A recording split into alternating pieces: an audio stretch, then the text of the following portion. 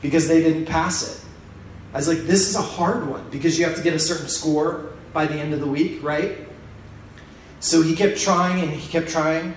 Every moment he had a chance, he was out there at the archery range. And he was getting a little frustrated, but his score kept getting a little bit better each time, By the end of the week, I was like, you should take the test now. And he wasn't ready for it. Like, he wasn't getting the score high enough.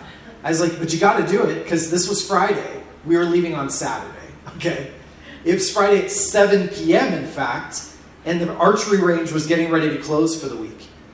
5 minutes before that archery range closed, he passed it and got the score that he needed.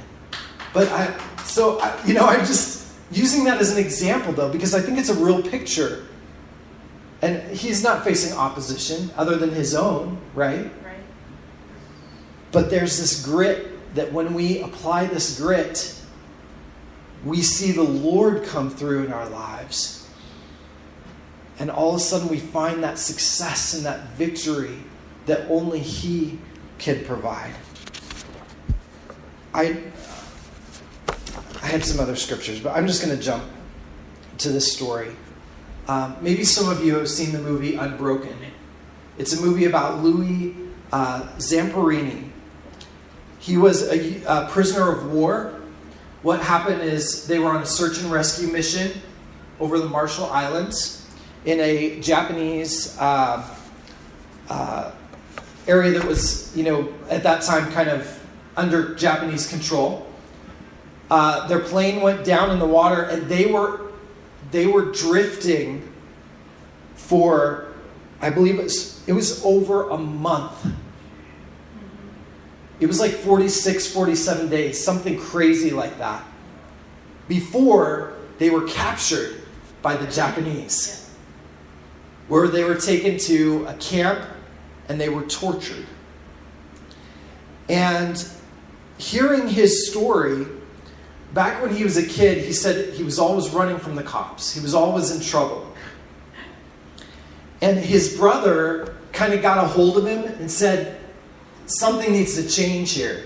He's like, why don't you go out for track and field? And he figured, well, I'm always running anyway from the cops, so I may as well put it to good use, And he talks about how he made up his mind as he was running to give it all, to do his best. And running is one of those things, isn't it? How many of you guys enjoy running?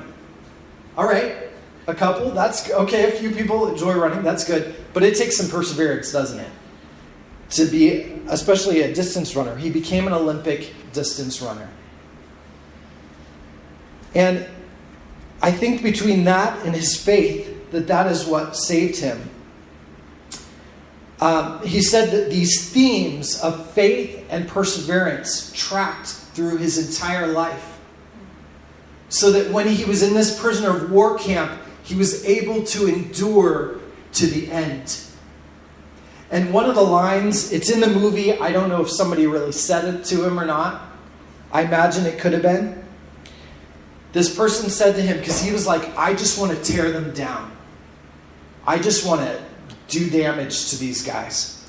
And the person says to him, no, we beat them by making it to the end of the war alive. We beat them by making it to the end of the war alive. Right now, some of you guys, the enemy is coming against you. And he is trying to tear you down.